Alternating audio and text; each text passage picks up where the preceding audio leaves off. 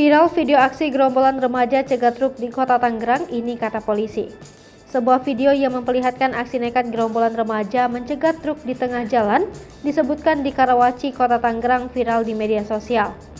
Rekaman aksi yang tidak untuk ditiru tersebut salah satunya diunggah oleh salah satu akun Instagram Selasa 31 Mei 2022.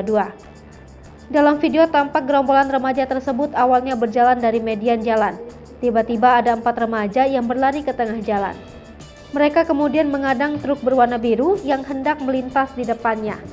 Untung saja truk tersebut melaju dengan kecepatan rendah sehingga tidak sampai menyelakai gerombolan remaja tersebut. Setelah mencoba aksi seperti menabrakkan diri ke truk, keempatnya langsung berlari ke arah taman median jalan.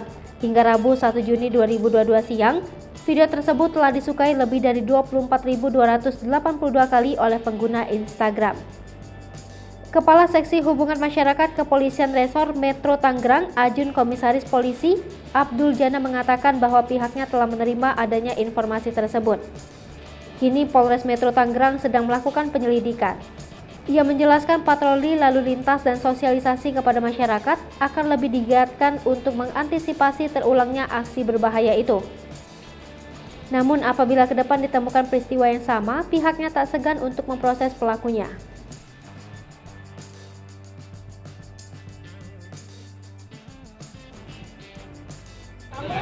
Iya, sambung. Ini.